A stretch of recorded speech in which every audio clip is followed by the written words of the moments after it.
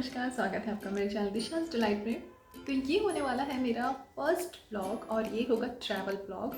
और ये travel almost cancel होते होते बचा था क्योंकि हमारी फ़्लाइट्स और होटल सारी बुकिंग 3-4 महीने पहले हो चुकी थी और हमारे निकलने के 1 महीने पहले ही एक ऐसा रूल आता है जिसका असर सिर्फ मेरे पासपोर्ट पे पड़ता है और जिसकी वजह से मैं वहाँ ट्रैवल नहीं कर सकती थी।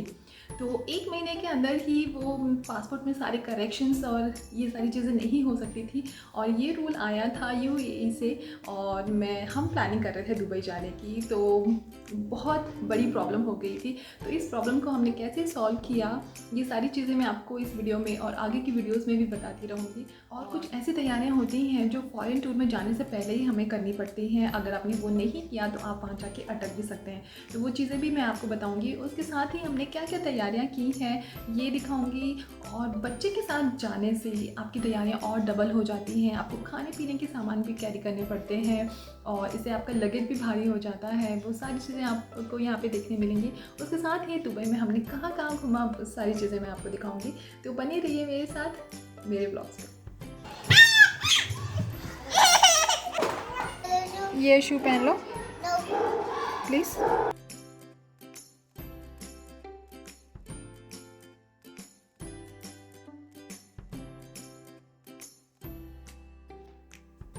तो अब मैं बताती हूँ कि मेरे पासपोर्ट में क्या इशू था।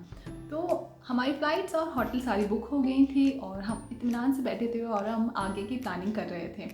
और हमारे ट्रैवल करने के 1 महीने पहले ही अचानक से ऐसा रूल आता है यूएई से कि जिसके पासपोर्ट में सिंगल नाम होगा वो यूएई ट्रैवल नहीं कर सकते। तो हम 6 में से सिर्फ मेरा पासपोर्ट ऐसा था जिसमें सिंगल नाम था, मतलब नाम के आगे सरनेम नहीं था।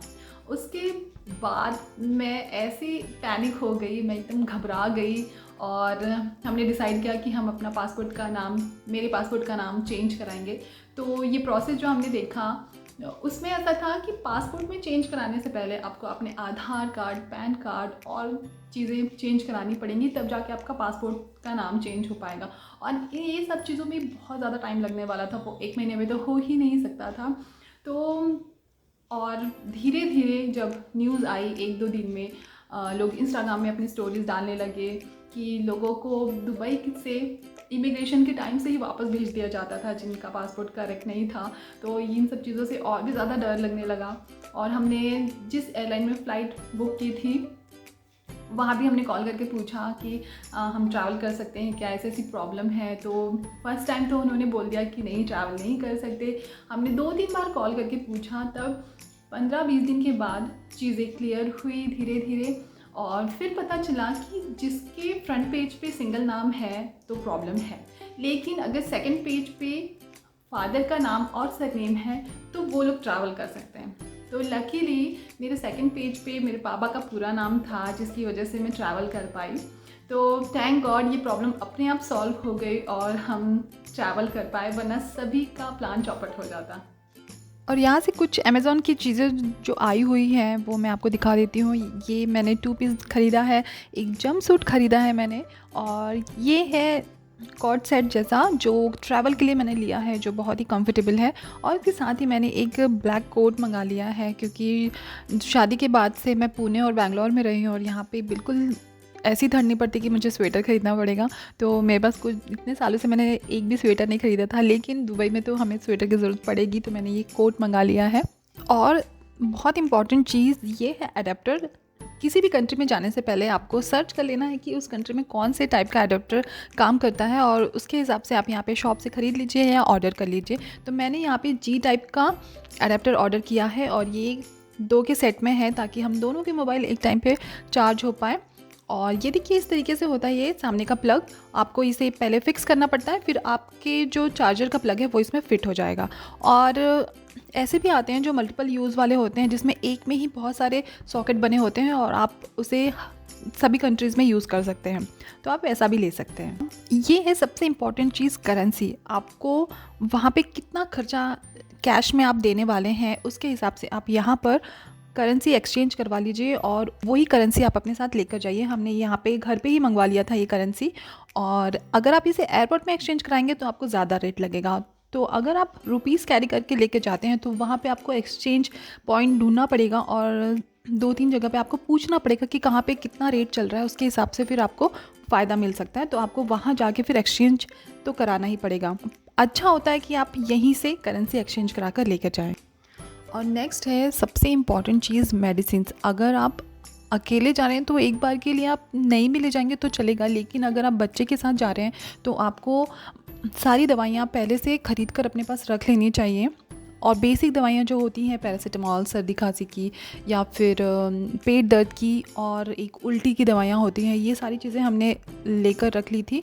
और साथ ही हमने अपने लिए भी एंटीबायोटिक्स, पेन किलर वगैरह रख लिया है, बहुत ज़्यादा ज़रूरी होती है। और मेजरमेंट कप भी रख लीजिए बच्चे के लिए, और ये हमेशा अपने हैंड लगेज में रखिए, क्योंकि आप कभी भी ट्रैवल कर रहे होते हैं फ़्लाइट में या फिर कहीं पे भी, तो आपने उसे चेक इन में दे देंगे तो फिर वो यूज़ ही नहीं हो पाएंगे। कई बार ऐसा होता है और हमारे साथ रिसेंटली ऐसा हुआ भी कि मैंने हैंड बैग में रखा था तो वो यूज़ करना पड़ गया था।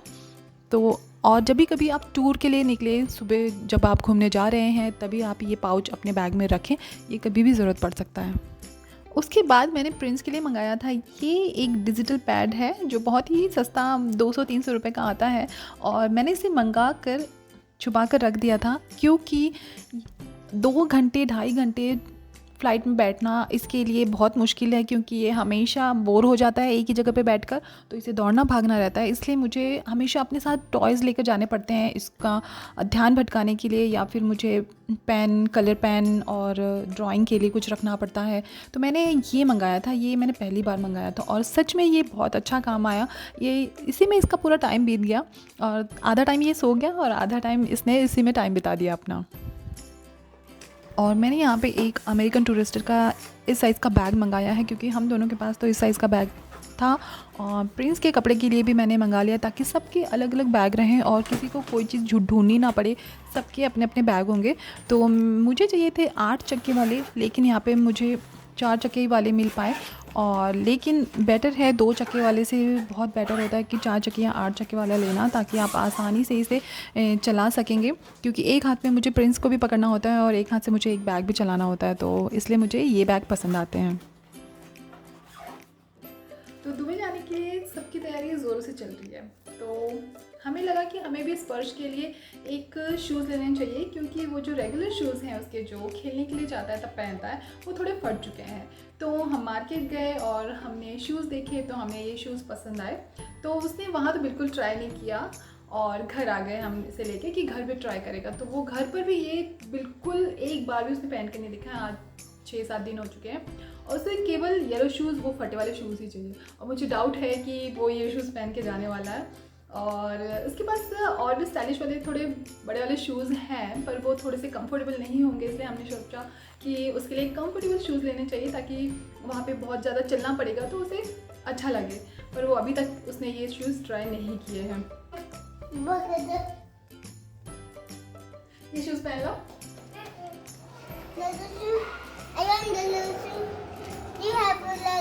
ये शू पहन लो प्लीज़।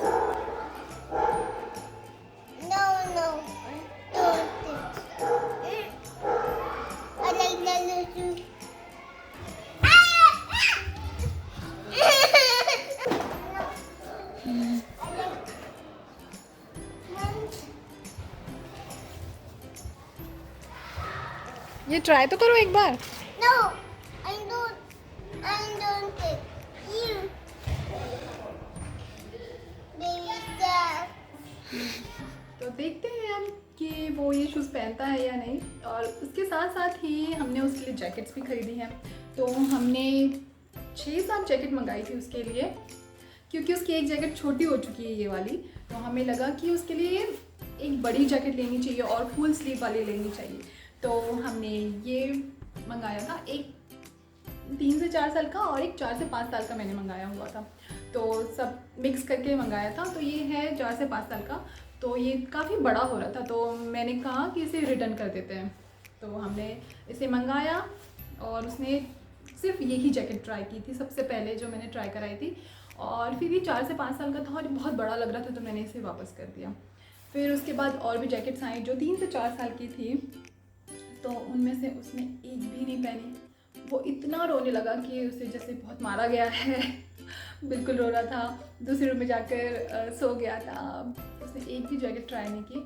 अब मुझे नहीं पता वो ऐसा क्यों कर रहा है। उसे बटरफ्लाई पसंद है तो मैंने उसके लिए बटरफ्लाई पिलो भी मंगाया हुआ है, और वो इसे हमने सामने हॉल में ही रख लिया है ऊपर, ताकि वो बार बार इसे देखे और इसे लेने के लिए वो ये सब ट्राई कर ले कि बेटा ये वाला जैकेट ट्राई कर लो, ये शूज़ ट्राई कर लो।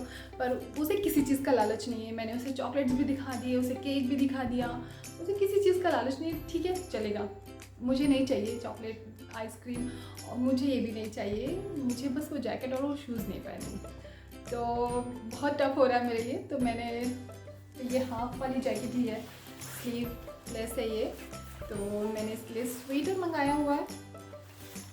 और जो स्वेटशर्ट्स होते हैं वो इसके अंदर मैं उसको पहनाने वाली हूँ, और उसके बाद फिर इसे ये जैकेट पहना दूँगी।